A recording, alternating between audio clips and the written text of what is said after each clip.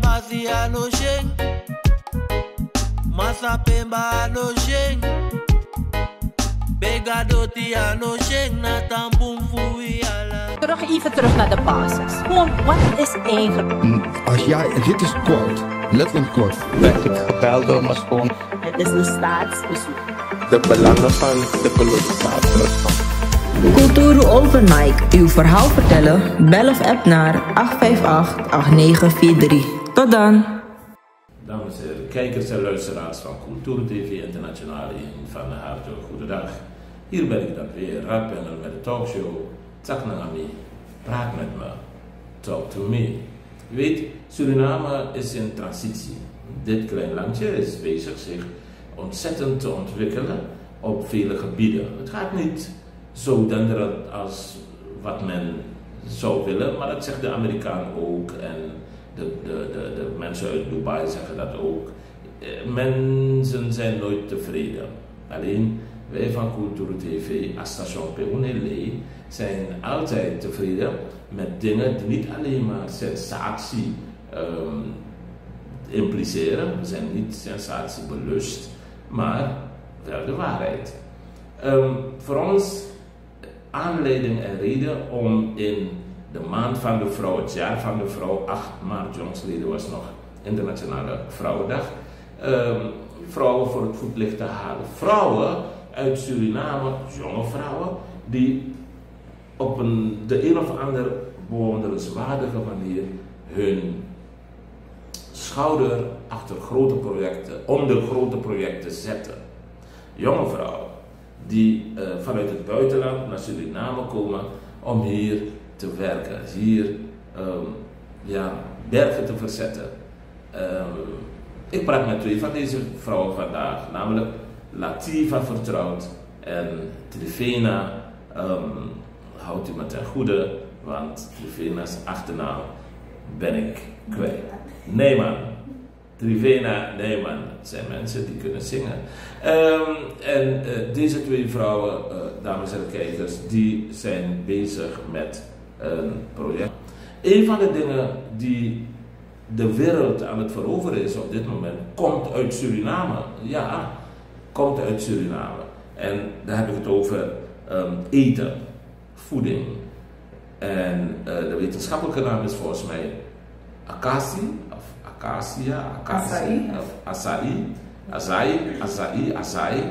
En ik heb het over onze doodgewone, zo zou je eens kunnen zeggen, podosiri. Ja. Maar podosiri is niet doodgewoon. Podosiri is zo ontzettend belangrijk voor de mens, voor de medische wetenschap, de medische wereld en gewoon voor de keuken internationaal, dat het niet meer weg te denken is uit het leven van de mens. Laat mij deze 2 jonge vrouwen introduceren en ze bevragen over wat hun heeft bewogen om in Suriname zich te gaan storten op de productie van podosiri. Dames en heren, van harte goedendag en welkom. Dit is Kulturu TV Internationaal, Latifa en Trivena. Welkom. Dank u wel. Ja, en de kijker vraagt zich af wie is Latifa en wie is Trivena. Maar kijkers, ik denk dat rechts thuis bij u, dat is dus Latifa en links is Trivena. Latifa, ik heb net gezegd bij de introductie dat jullie komen uit het buitenland, uit Nederland. Wat heeft ertoe geleid dat jullie ervoor gekozen hebben om in Suriname je bezig te gaan houden met het fabriceren van consumptierijpe podosiri? In eerste instantie ben ik zelf al een aantal jaren geleden naar Suriname verhuisd. Nooit teruggegaan naar Nederland. En uiteindelijk toch weer hier naartoe gekomen. Echt een bepaalde liefde voor Suriname. Ik ben overigens wel in Nederland geboren. En toen ik dus voor de tweede keer hier kwam wonen, kwam ik in contact met MVPLP, dat is het bedrijf waar wij dus werken. Wat staat het voor? MVPPNP? Privilege la Prospérité. Dus dat is een eeuwenoude, zou ik zeggen, eeuwenoude plantage. Dat heeft ook te maken gehad met de slavernij. Er zijn 7 families die die plantage beheren. En op dit moment is NVPLP dus deels bezig met het fabriceren inderdaad van acai, maar aan de andere kant zijn ze ook nog bezig met de community, met werkgelegenheid creëren en ook aan het teruggeven aan de community hier. Dus ik vertel al kort een beetje waarom ik zoveel passie ook heb voor het bedrijf. Ja, prachtig. Al eerder in mijn tijd hier in Suriname in aanraking gekomen met Polosiri. Toen vond ik het helemaal niets. Ik vond de smaak niet lekker. Ik hoorde wel dat het goed was, maar ik had geen idee waar dat precies over ging. En op een gegeven moment toen ik hier kwam werken, had ik nog steeds niet per se heel veel behoefte daaraan. Maar wel al van mijn partner gehoord hoe geweldig goed het is, hoeveel ijzer erin zit, maar ook hoeveel antioxidanten erin zitten. En op een gegeven moment, na onderzoek ook te doen met iemand die hier vanuit Canada was, erachter gekomen dat het #1 superfood in de wereld is. Dus zoveel goede health benefits heeft dat ik benieuwd was van oké, misschien moet ik het nog een keertje proberen. En vanaf dat moment ben ik ervan gaan houden. Dus nu hou ik van Polosiri. Dus echt een omslag die ik niet had verwacht. Maar ook mede door dus de health benefits, mede door het bedrijf, het perspectief en de visie van het bedrijf, ben ik hier aan het werken en nog steeds met alle plezier mijn schouders eronder aan het zetten. Kijk eens aan. Gelukkig, je bent niet alleen, hè? Nee, gelukkig niet. Je wordt ondersteund en naast jou hebben we Trivena. Welkom en vertel ons ook een beetje hoe het bij jou zit, Trivena.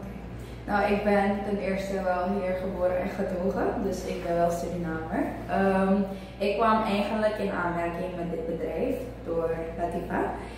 Zij heeft mij dus eigenlijk geïntroduceerd. Ik had eigenlijk geen idee dat het produceren van acai zo een groot ding of project zou kunnen zijn. Ik dacht echt, ik heb het anders meegemaakt in Suriname met kleine ondernemers die het gewoon handmatig doen. Maar toen ik hier kwam zag ik dat het anders gedaan wordt en het heeft echt interesse in me opgewekt om te zien dat het op zo'n grote manier gedaan kan worden, dat er een hoge productie kan plaatsvinden voor acai. Wat eigenlijk voor mij ook onbekend was het feit dat ik niet wist dat acai ook wereldwijd bekend was of in heel veel landen. Dat ben ik pas gaan ontdekken nadat ik hier begon te werken. Dus het is heel erg interessant voor mij om te zien dat acai zelfs, de productie van acai, zo'n belangrijke rol heeft. Niet alleen in Suriname, maar ook daarbuiten. En ook op grond van de visie en ook missie van dit bedrijf heb ik ervoor gezorgd of heb ik mijn uiterste best gedaan of me opengesteld om dus een deel uit te maken van dit mooie geheel. Ja, mooi gezegd.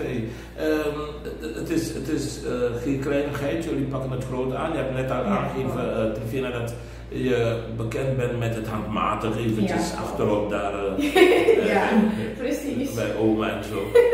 Maar nu hebben jullie gedacht, wacht eens even, Latifa, Trivena en jullie team. Jullie hebben gedacht van, als we het fabriekwijs doen, grote schaal, dan bestaan jullie een groot veld qua gebruikers. Is dat groot veld Suriname alleen of is dat groot veld groter dan Suriname?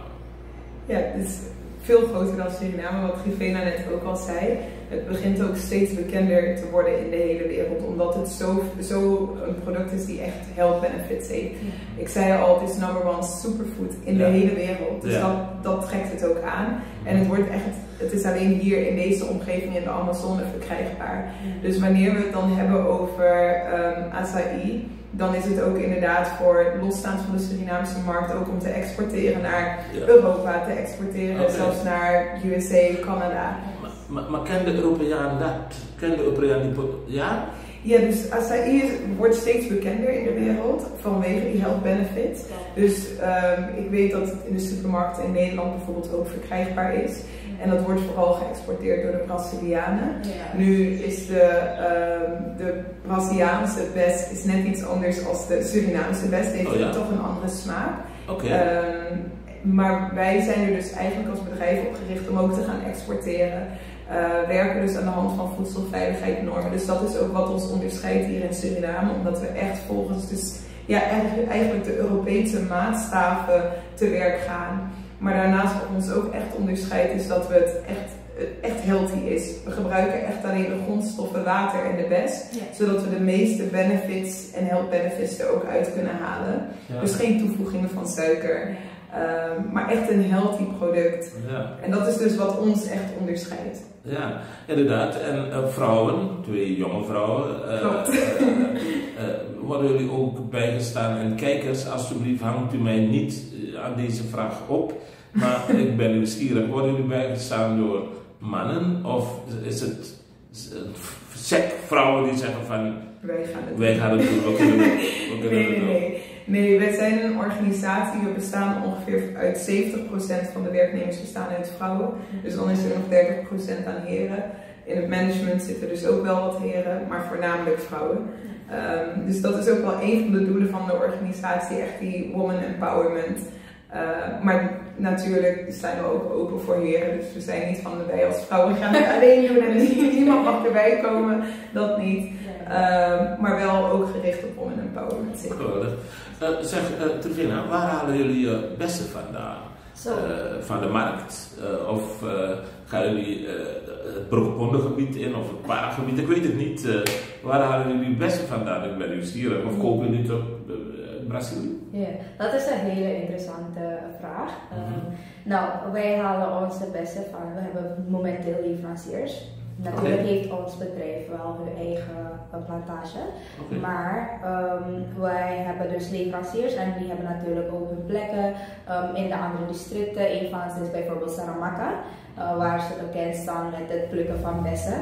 Dat is heel bekend. Dus dat is bijvoorbeeld één van ze. Is er nog een ander? Ja, in Para zijn er ook, omdat Para, laat maar zeggen, op een bron ligt, daar komen eigenlijk bijna de beste bessen vandaan, om het zo maar even te zeggen. En daar hebben we dan 2 plantages. Dat je de Saramacca, de mensen uit Saramacca niet... Nee, we willen niemand boos maken, want we kopen dus ook inderdaad bessen vanuit Saramacca. We werken met betrouwbare leveranciers en willen op die manier inderdaad onze podosserie maken en verkopen. En doen dat inderdaad vanuit alle districten. Is het gevoelig, die podosserie? Moet je ontzettend voorzichtig mee omgaan? Is het dan bederf onderhevig?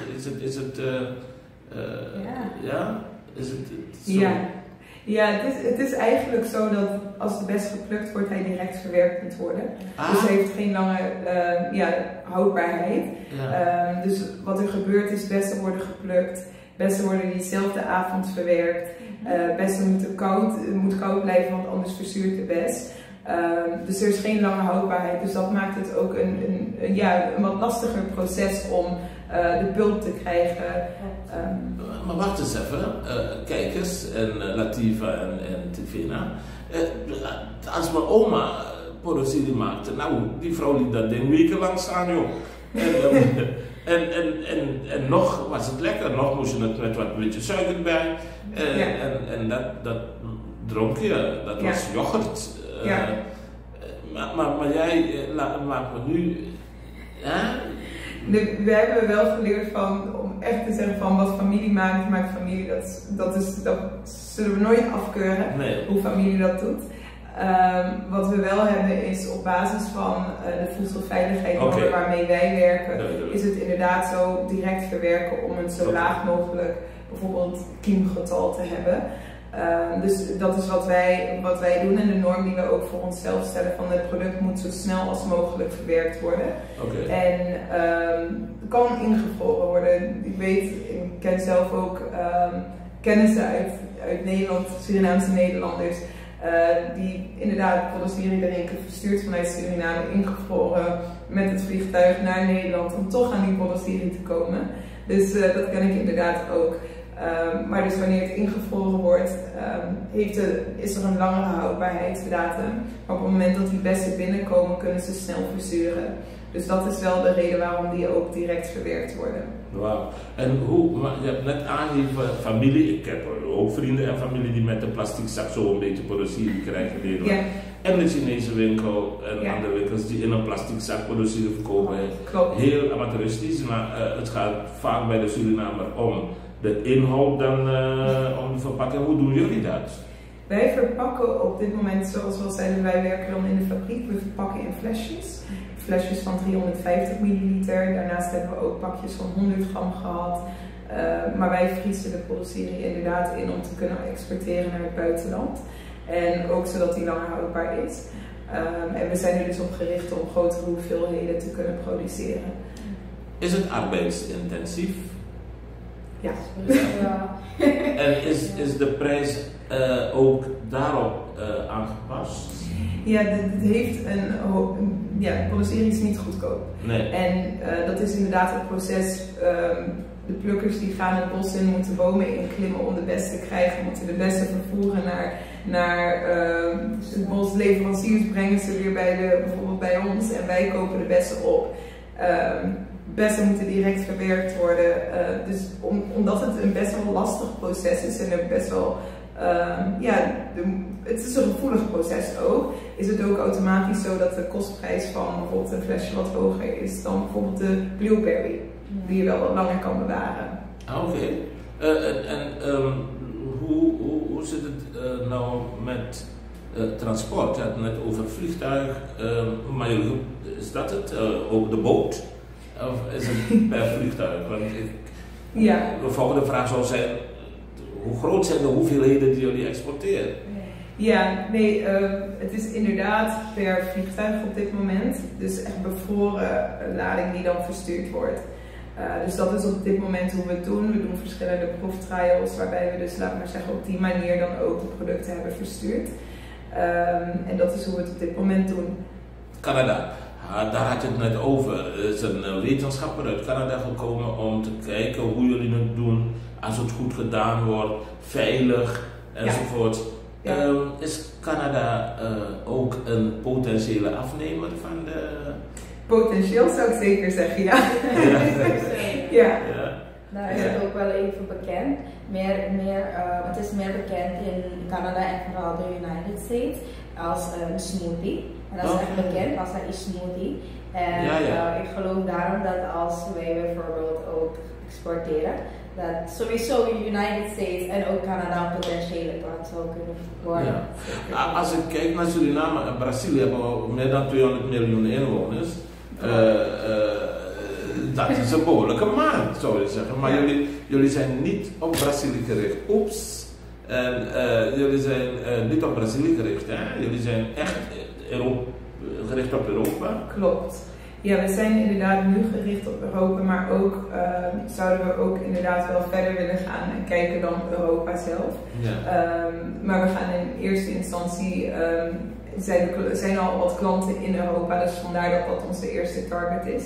Maar ook alle andere werelddelen zouden wij als het ware willen bereiken. Dat kan ik me voorstellen. Ja, dus daarom sluiten wij potentiële afnemers helemaal niet af. Jonge Surinaamse vrouwen die aan de weg timmeren, een onbekende weg, een onbekende markt. Ja. Als je rond Suriname rijdt, Paramaribo, Suriname, Para, weet ik allemaal, dan zie je een heleboel standjes. Ja, met produceren. Ja. Als het aan Suriname ligt, produceren is booming. Ja. Men heeft produceren ontdekt. Ja. Zou je als kunnen zeggen, maar het verschil tussen jullie en die produceren die daar verkocht wordt, is dat die produceren die daar verkocht wordt, na een week nog gekocht en gedronken kan worden. Maar jullie hebben jezelf verplicht tot internationale standaarden, waardoor je hebben jullie zelf niet in de vingers? We hebben, omdat we het invriezen, is er een levensduur van een jaar. Maar dat is omdat het ingevroren serie is. Maar op het moment dat het alleen in de bijvoorbeeld in de koelkast verkocht zou worden, zou de levensduur van of houdbaarheid van een flesje wel wat minder zijn. Dus het hangt er inderdaad vanaf van hoe bewaar je die productie. Aha. Ja, mijn oma die had die koelkast hoor. En je zou die productie eten. Maar goed, geweldig. Jullie zijn hier gekomen, hebben dus een fabriekje opgezet En een beetje klein van gestalte, maar groot van daden. Ja. Hebben jullie medewerking van de overheid gekregen? Nee, we hebben op dit moment geen medewerking van de overheid. Wat we wel doen is, we gaan wel op zoek naar bijvoorbeeld grants en projecten waar we bij kunnen aansluiten om een eventuele bijdrage te kunnen krijgen. Maar we hebben geen medewerking van de overheid op dit moment. Ik weet mij te herinneren dat de regering Santokhi Brunswijk bij monden van de heer Santokhi zelf gezegd heeft dat dit soort initiatieven zwaar ondersteund worden. Ja. Hebben jullie die hulp gezocht? Of denken jullie van nou, we gaan het eens even zelf proberen en dan... Ik moet eerlijk zeggen dat ik daar niet van op de hoogte ben van welke stappen daarin zijn ondernomen. Van, is die hulp daarin gezocht? Maar bijvoorbeeld projecten die wel vanuit de overheid gestimuleerd worden, zoals bijvoorbeeld Search. Dat zijn bijvoorbeeld wel de hulp, daar zijn we naar uitgereikt en hebben we hulp in gezocht. Dus dat is vanuit de overheid een project voor bijvoorbeeld een grant waar we ons voor in hebben geschreven. Maar u zijn niet rechtstreeks naar LVV gegaan bijvoorbeeld?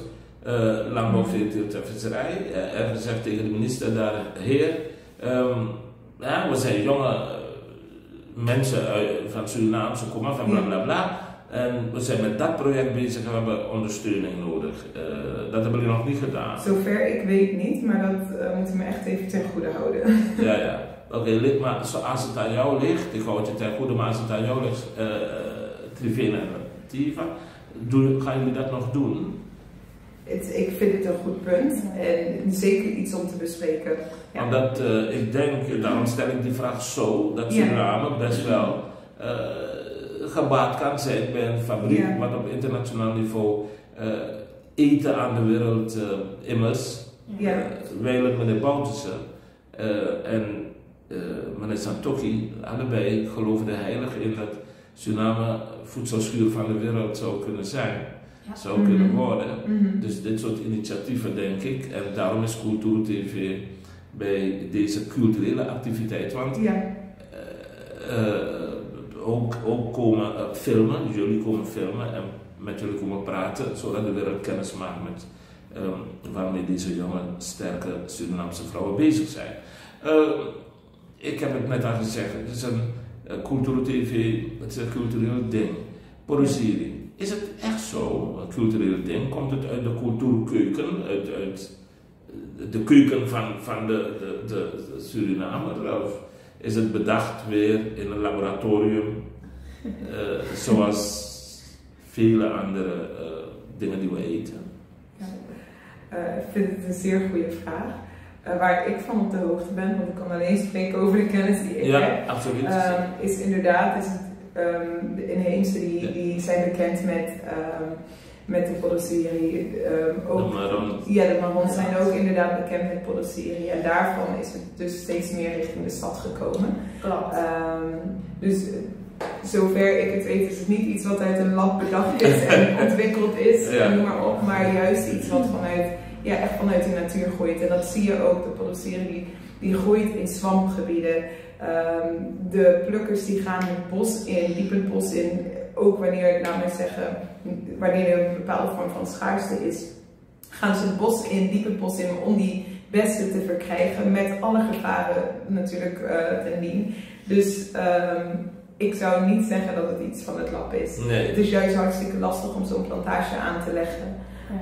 Omdat het juist een product is die groeit, of eigenlijk een bes is die groeit onder de juiste omstandigheden in stamgebieden, met andere bomen, met de juiste bijen, etc. Dus echt een natuurproduct. Moeilijk om het te telen? Moeilijk om het te kweken, te telen zelf? Ik weet dat er een aantal jaren overheen gaan voordat een boom daadwerkelijk vrucht geeft en de juiste vruchten geeft. En om een plantage te kweken, dat is niet per se heel makkelijk. Nee. Het zou wat zijn dat ik raadbel, een man, praat met twee vrouwen, sterke vrouwen, en dan niet vraag als dat product, dat natuurlijk product, Porosiri, ook niet in de cosmetica gebruikt wordt. Dat zou een hele foute interview zijn als ik die vraag niet had. Weet jullie dat? Ik weet inderdaad dat we erop gericht zijn, juist om ook productontwikkeling. We zijn niet een bedrijf die zich alleen op produceren wil focussen als pulp of als smoothie, maar juist ook wil verder kijken naar kunnen we nog wat andere dingen met de produceren doen. We willen eigenlijk niets van die bes, ook al het pit, willen we als afval gebruiken, want we kunnen alles weer gebruiken. Dus dat is ook wel een stukje duurzaamheid waarop we gericht zijn, productontwikkeling, ook cosmetica dus. Waarbij we zitten te kijken van oké, we zijn nu in dit stadium, maar in een later stadium willen we zeker werken aan productontwikkeling. Ja. En ik weet wel zo toevallig dat er acai poeder bestaat. En toevallig ben ik ook bezig met cosmetica, of zeg maar het maken van huidsproducten, skincare products. Dus ik zou zeggen dat het wel mogelijk is om van acai bijvoorbeeld acai poeder te maken. En dat wordt bijvoorbeeld gebruikt om zeep te maken voor gezicht en huid. Ja, dus zo ver kan het eigenlijk gaan. Het is multifunctional. Je kan heel veel doen met acai, los van het feit dat het inderdaad ook heel veel, zeg ik ook alweer, antioxidant. Precies. Kan het ook echt helpen tegen huidaandoeningen. Wauw, vandaar dat ik van die interviews houd van Cultuur TV. Je leert er veel bij. Ik heb met bewondering recentelijk geluisterd naar een paar vrouwen in Suriname, vrouwen in de politiek. Maar ook naar een man recentelijk. Zijn naam is me even ontgaan, hij is directeur van Grasalco. En hij doet het ontzettend goed, de directeur van Grasalco. En hij heeft gezegd, Suriname groeit, Suriname is booming. Dat bedrijf van jullie heet? MVPOP, Privilege La Prosperité. Privilege La Prosperité. Wat is jullie droom met het bedrijf? Onze droom is om inderdaad op internationaal vlak echt een globale leider ook te kunnen zijn. En vooral gericht op Suriname. Om Suriname ook te kunnen uitdragen in de wereld. En ja, natuurlijk, ik persoonlijk hou van Suriname. Maar we willen juist ook inderdaad aan andere werelddelen, aan andere landen laten zien van Suriname staat nu bekend als een ontwikkelingsland, maar uit Suriname komen zoveel prachtige en mooie dingen. Dus ons doel is enerzijds inderdaad om Suriname uit te dragen. Aan de andere kant is het ook zo om terug te geven aan de community. Dus door bijvoorbeeld de plantages en door uit te breiden om ook werkgelegenheid te bieden. Juist aan de Surinaamse burger. En daarnaast hebben we natuurlijk ook als doel om de beste pulp als het ware te maken. En eigenlijk van kwaliteit. We hebben het als eerder laten testen in Europa. En daar kwam uit dat de kwaliteit van onze productie echt above premium quality is. En dat willen we ook inderdaad aan de wereld laten zien en laten proeven. Zijn jullie trots? Trotse Surinamers of trotse wereldburger? Trotse Surinaamse vrouwen of trotse... Wat zijn jullie? Trotse Surinamers? Ik ben sowieso een trotse Surinamer. Ik wil heel eerlijk zijn. Het maakt nou niet uit wat de mensen zeggen, maar ik ben heel erg trots op mijn land en dat echt op elk gebied. Het kan natuurlijk beter, maar als ik kijk gewoon naar de natuur, als ik kijk naar onze voedsel, hoe heerlijk dat is, kan ik in geen zin zeggen dat ik niet trots ben. Ik ben super trots op Surinamer te zijn. Zeker wel. Ja, en ik zelf ben vanuit Nederland hier naartoe gekomen, dus ik denk dat dat ook een heleboel zegt. Dat ik dat heb achtergelaten om hier te komen wonen. En inderdaad daarin zoveel mooie dingen en zoveel kansen en mogelijkheden ook zie. En natuurlijk kan ik van beide, vanuit Nederland zowel als Suriname, kan ik van beide de beste dingen meenemen, om het zo maar te zeggen. Maar zeker zie ik mogelijkheden, ben ik ook trots inderdaad op het hier wonen. Ongeacht wat men zegt en denkt, ben ik daar zeker trots op. Dus Suriname veilig laten voor vrouwen om te wonen? Nou, je hoort vaak dat mensen zegt van niet. En die verhalen in ieder geval in Nederland gingen die verhalen echt eronder. Maar ik moet eerlijk zeggen dat ik me echt geen dag onveilig heb gevoeld. Klopt. Ik vind het vergeleken met ervaringen vanuit het buitenland wel veel veiliger. Natuurlijk heb je overal eigenlijk geweld. Overal zijn er dingen die verkeerd gaan of buitenwettig gebeuren, maar ik moet wel heel eerlijk zijn, ik voel me nog steeds veilig in mijn eigen land. Ja. Ik kan gewoon rondlopen in de haven, al is er iemand anders die me zou willen aanvallen. Er is altijd wel een ander heer of een andere persoon die me eigenlijk zou kunnen beschermen of die in opstand komt, al kennen ze me niet. Dus dat is hoe veilig ik me hier in Suriname wel kan voelen. Wauw, dat is een geweldig groot compliment voor de Surinaamse heren. Jazeker. Nou, in ieder geval, Suriname is booming. Om terug te komen op de uitspraak van de directeur van Grasalco.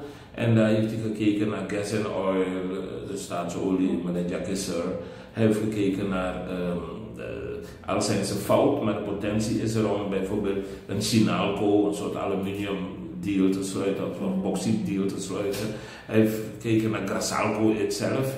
En ik kijk naar jullie en ik kijk dan naar waar ik niet naartoe wilde gaan, maar in zo'n interview ontkom je er niet aan naar vrouwen aan de top van het bedrijfsleven in Suriname en vrouwen binnen de politiek in Suriname. Je hebt net al aangegeven dat vanuit de overheid er niet echt hulp is gekomen nog, omdat het ook niet gevraagd is. Suriname staat aan de vooravond van de verkiezingen. Er komt een nieuwe regering. Gaan jullie stemmen? Ik kan niet stemmen. Okay. Dus ik ga niet stemmen. Latifa gaat niet stemmen. Ik ga wel stemmen. Hoewel er heel veel jonge mensen zijn die niet willen stemmen, vind ik dat mijn stem wel telt. Kijk, dat maakt me eigenlijk een bewoner van Suriname. Dus mijn stem telt wel, dus ik ben wel van mening. Dat u slim bent, wist ik wel. Ja. Maar u bent extra slim. Nee, goed. U gaat stemmen. In de gemeenschap hoor je vandaag de dag heel luid mensen roepen: een vrouw aan de macht, een vrouw aan het stuur, een vrouw als president. En er vallen namen links en rechts.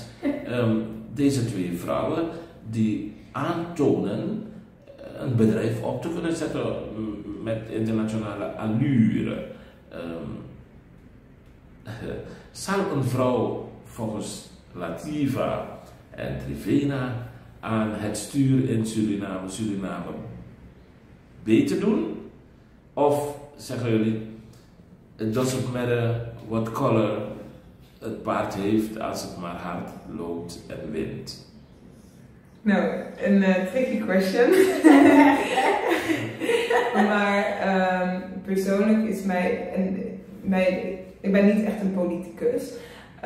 Maar wat ik denk dat goed is als iemand met het juiste hart het land bestuurt. Of dat nou een vrouw of een man is. Ja. Voor mij gaat het om de intentie, de hartsgesteldheid en ook inderdaad de ondersteuning die je krijgt. Want dat doe je niet alleen. Dus dat is hoe ik erin sta. Dus ik ben niet iemand die zegt dat het moet per se een vrouw of een man zijn. Maar ik heb meer gericht op het moet een persoon zijn die het juiste hart heeft voor het volk. En die ook de juiste ondersteuning zoekt en krijgt. Ja. Zegt Latifa. Wat zegt Trivena? Ik ben er zelf niet toe gedaan, om heel eerlijk te zijn. Het gaat niet om geslacht, maar het gaat meer om de persoons hartsgesteldheid en ook de leiderschap, de eigenschappen die de persoon eigenlijk heeft. Als de persoon bijvoorbeeld echt vanuit een democratische wijze een land weet te draaien, dan zijn we 100% zeker dat het niet alleen de persoon is die daar aan de macht is, die gewoon autocratisch wil doen, maar dus ook ieder bijtelt om eigenlijk de doelen, de objectieven van het land zelfs te bereiken. Dus voor mij gaat het niet zozeer om wie daar zit, maar het gaat echt om de belangen van de persoon, motief. Waarvoor zit de persoon daar? Is het voor eigen belang? Of kijkt de persoon ook vanuit de lenzen van het volk, wat het volk wil? Dat gaat bepalen als Suriname eigenlijk toch wel gaat bloeien, economisch, maar ook op elk ander. Zo. Buiten verwachting van iedereen is de president van Amerika de herkozen Donald Trump. Ja. Niet de vriend van iedereen. Maar één uitspraak heeft hij gedaan, waardoor hij vriend en vijand meer aan het denken heeft gezet dan normaal. Hij heeft gezegd, de schepper heeft geschapen, mannen en vrouwen. En daar eindigt het voor hem. Je bent een man of je bent een vrouw. Je laat schrappen al die gender links, gender rechts, gender boven, onder, voor en neer. Zijn we het met hem eens? Weer een tricky question. Ik ben een gelovige persoon, dus vanuit dat oogpunt zeker. Aan de andere kant ben ik wel een persoon die zoiets heeft van, ongeacht wie er voor me staat, het is een persoon. En die moet ik lief hebben. Ja. Dus wanneer het aankomt op die uitspraak, vanuit mijn grondhouding ben ik het daarmee eens, man en vrouw. Vanuit een persoon ben ik er ook vanuit mijn geloof, is het zo dat ik zoiets heb van respect voor iedereen, ongeacht waar iemand doorheen gaat, ongeacht welke keuze iemand maakt. Iemand is nog steeds een persoon. Ja. Hij heeft dat niet ontkend. Alleen vindt hij dat de mens te ver gaat met allerlei toestanden. Ja. Dus zegt hij, chromosomen bepalen, man of vrouw, klaar. Dat was Latifa en ik ben natuurlijk de kijker zo benieuwd naar het proberen. Mening. Zo, lijkt alsof we constant gewoon echt een andere mening hebben. Nee, dat mag. Maar ik ben ook natuurlijk gelovig en op basis daarvan ga ik wel akkoord met het statement dat je hebt de man en de vrouw. Ja. Maar natuurlijk, zoals Latifa zei, is het wel belangrijk om nog steeds respect te hebben. Dat wij niet neerkijken op andere mensen, hun keuze. En dat we nog steeds lief hebben, want jij bent de leider van het land. Ja. Dus als je mensen ook het gevoel geeft dat zij niet worden bijgeteld, ga je niet ieder kunnen, vooral ook met jouw motief als leider, vooral als president, is het wel belangrijk dat je aandacht krijgt van het geheel volk. Als dat niet het geval is, dan vind ik persoonlijk dat jij niet, zeg maar, effectief mogelijk het land gaat kunnen leiden. Want je gaat ook niet aandacht van ieder krijgen, vooral als je zo het gevoel geeft dat ze niet worden bijgeteld. Dus vanuit dat perspectief, ik zou wel heel voorzichtig zijn hoe ik het overbreng. Maar natuurlijk, nog steeds, ik ben gelovig. En ik schaam me niet om te zeggen dat ik akkoord ga met het feit dat een man is en vrouw zijn maar twee geslachten, volgens mijn geloof. Ja, Oké, dankjewel. En dan kijk ik nu naar Suriname. Een land met 650.000 inwoners. Klein land, hè? Ja. Maar we hebben ook van elke soort in Suriname. Vind je, hoe moet ik deze vraag stellen, kijkers? Vind je dat de politiek zich erop moet toeleggen om Suriname leefbaar te maken? En dan denk ik aan de Mennonieten. Hè? Jullie kennen het verhaal van de Mennonieten. De Mennonieten zijn mensen die naar Suriname zijn gekomen en die grote lappen grond zouden hebben gekregen om landbouw te gaan doen. Maar het is een gesloten gemeenschap. Men leren niet en ze integreren niet, zegt men. Alsjeblieft kijkers, zegt men. Vind je dat Suriname zich moet openstellen voor dat soort mensen en ook mensen die met gender bezig zijn, vergaand bezig zijn? 600.000, 630.000 inwoners. Moet Suriname zich openstellen voor alles en iedereen? Ik zit even na te denken over de vraag, want ik ben vooral het verband aan het zoeken tussen de 630.000 inwoners en het openstellen voor alles en iedereen. Ja. Omdat, laat mij het een beetje scherper stellen. Als je mensen hebt van het andere geslacht die zich toch in hun geest vinden ze dat ze tot het andere geslacht behoren. Moeten we die mensen wegzetten of moeten we die mensen juist omhelzen, koesteren? Nee, ik ben nog steeds van mening voor het stukje respect hebben en ook vanuit een blik van liefde naar een persoon kijken. Dus ik zou niet mensen uit een land sturen of zeggen jij mag er niet in omdat. Dat zou ik niet doen. En daar ben ik ook zeker geen voorstander voor.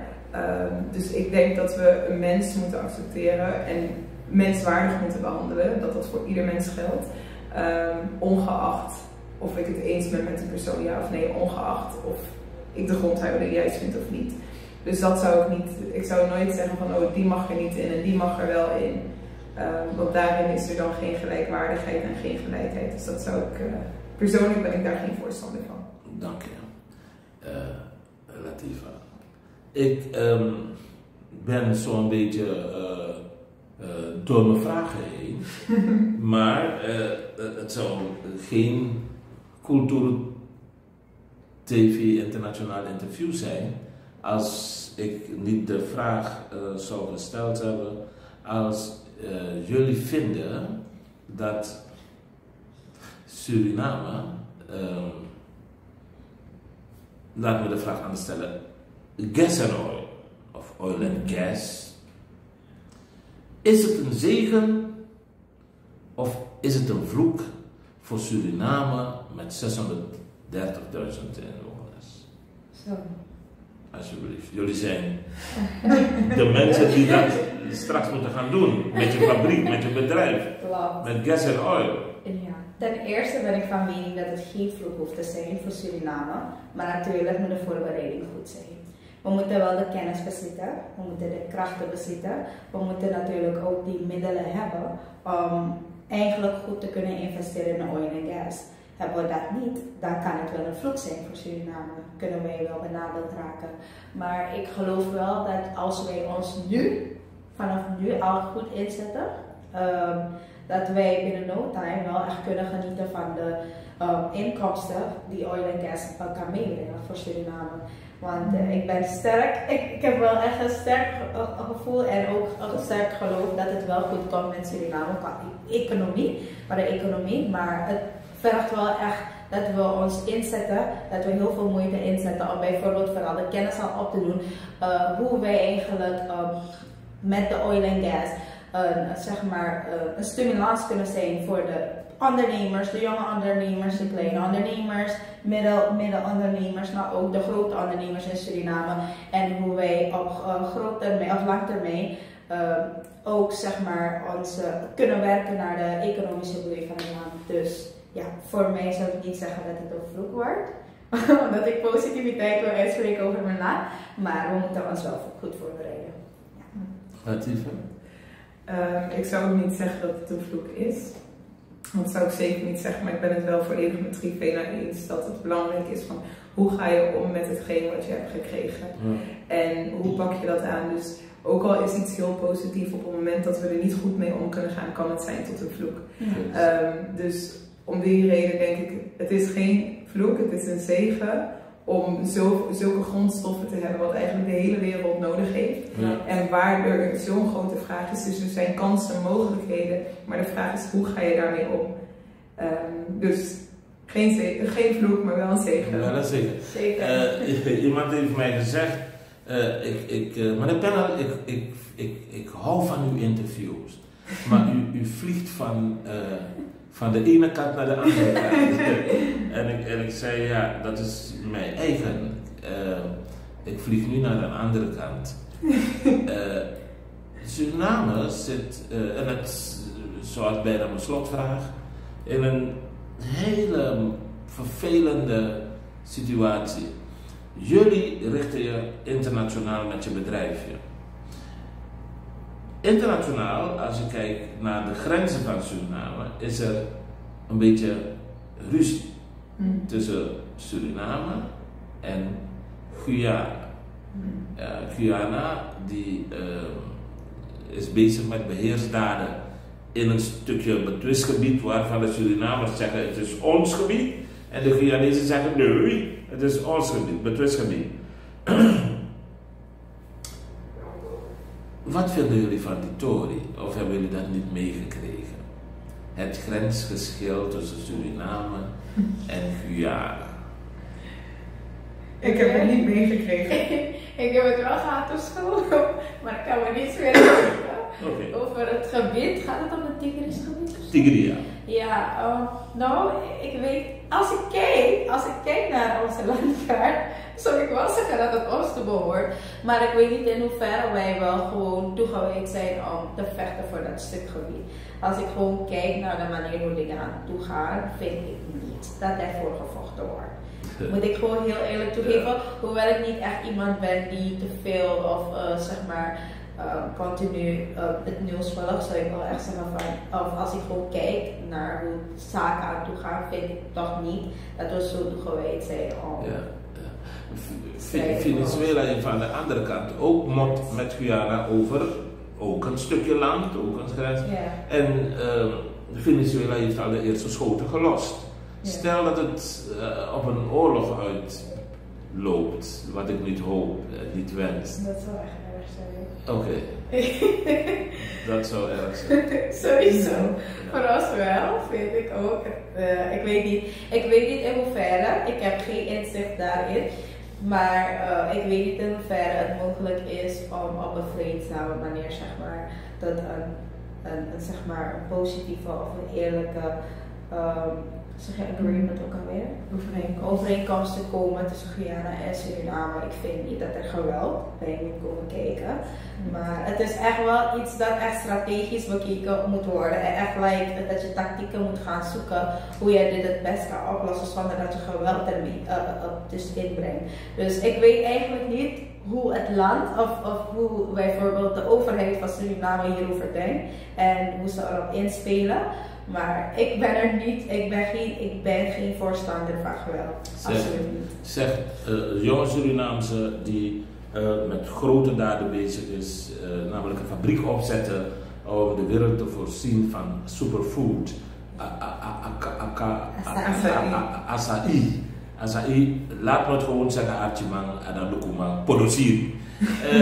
Ik ben door mijn vragen heen, ik geef u beiden de gelegenheid om een laatste woord te richten naar de kijkers van Cultuur TV Internationaal toe. Cultuur TV Station per Unele. Latifa. Oké, ik mag eerst. Nee, ik ben in eerste instantie super dankbaar dat we hier ons perspectief mogen delen, maar ook iets mogen vertellen over wat wij doen. Ik wil ook alle kijkers op de hoogte stellen van waar ons product te verkrijgen is. Want wij exporteren al, we verkopen het hier op de lokale markt. En als u geïnteresseerd bent, zou u kunnen kijken naar de website, dat is acai.website. En eventueel zou u ook inderdaad via onze Facebook contact kunnen maken. En daarnaast ook per e-mail. Maar dat is alle gegevens zijn te vinden op onze website, dat is acai.website. Ik stuur de rekening Nou, luisteraars en dan de kijkers, hartelijk dank. Ik ben enorm blij om zeg maar deel uit te maken. Ik was enorm blij hiermee. Ik heb niet veel te zeggen, maar ik hoop wel dat het wel een leerrijk moment is geweest voor jullie. Dat jullie ook nieuwe dingen hebben ontdekt en ook zeg maar nieuwe inzichten, et cetera. En ik hoop ook dat dit gesprek eigenlijk dan zeg maar leerrijk is geweest voor jullie als luisteraars en kijkers. Nou, kijkers en luisteraars van Cultuur TV Internationaal. Ik ga deze twee dames bedanken voor hun duidelijke uiteenzetting van hun ideeën, van hun motivatie en van hun drive. Een jong bedrijf, jonge Surinamers die erin geloven. Ik ben bewust met ze gegaan van hot naar her, omdat hun denken, hun ideologie, hun beweegredenen ontzettend motiverend kan zijn voor u als kijker, maar vooral voor u als jonge kijker in het buitenland. Om ook naar Suriname te komen en te komen helpen dit fantastisch mooi land vooruit te brengen. Ik zeg alvast tegen u bedankt voor het willen kijken en luisteren. Tot de volgende keer weer in de talkshow Taknami. Praat met mij, talk to me. Rapengel is mijn naam.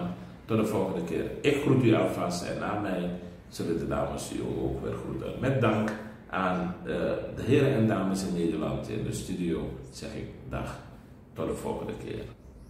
Ja, beste kijkers en luisteraars, wij willen jullie ook groeten vanuit onze kant. En wensen jullie nog een hele fijne dag toe. Doei! not lo, tambri pinus refi. Una de westra namang. Vaderland, Suriname is je vaderland. Mr. Pebble Banger.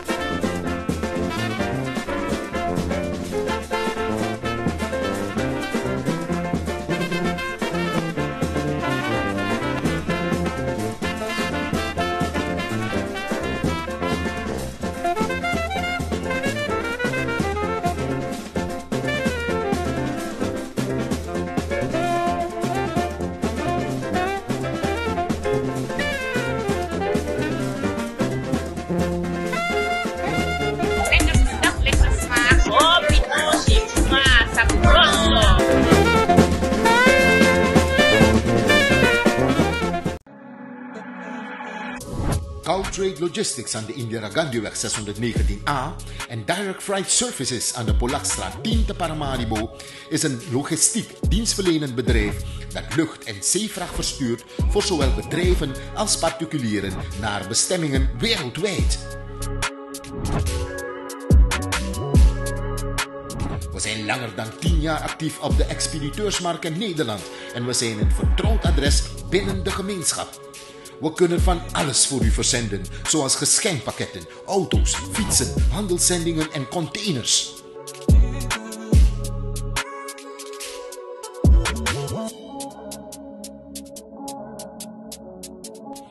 Trade Logistics aan de Indira Gandhiweg 619A en Direct Freight Services aan de Polakstraat 10 te Paramaribo hopen u binnenkort te verwelkomen in een van hun vestigingen, zodat u zelf onze kwaliteit en service kunt ervaren. Tot gauw!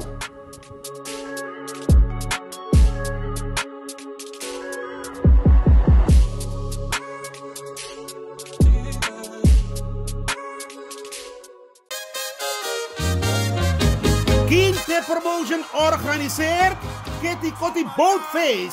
Zondag 29 juni 2025. Vaar en swing mee. Opstaptijd 3:30 's middags. Afvaart 4 uur. Terug 9 uur 's avonds. Toegangsprijs €50. Aan boord €55. Line-up Sabaku, Coronaband en DJ Roy C. Voorverkoop van kaarten, Ricardo's Eethuis en Nieuw Draver. Surinaamse keuken aanwezig. Let op, eigen drank aan boord is niet toegestaan. Hey, met jou wil ik niet dansen. Zondag 29 juni, Kitty Kotti Boatface. Opstapplaats, de Ruiterkade 414 achter het Centraal Station. Dresscode in de kleuren van de Surinaamse vlag. Voor info bel 06 311 647 03/06 870 98312. Attenzo!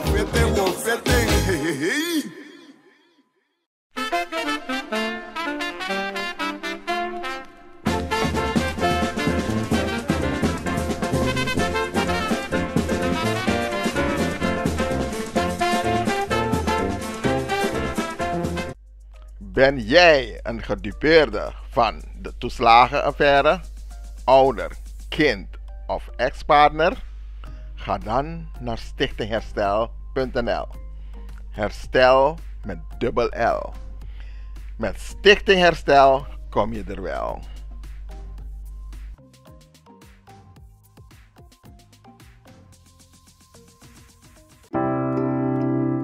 Zorgen moet je doen, niet maken. Zorg is persoonlijk. Onze jongste patiënten krijgen daarom bij de huisartsenspoedpost ook een persoonlijke behandeling. Onze artsen zijn zeer bekwaam in het opvangen en behandelen van uw kind. Huisartsenspoedpost Suriname. Uw zorg is onze zorg.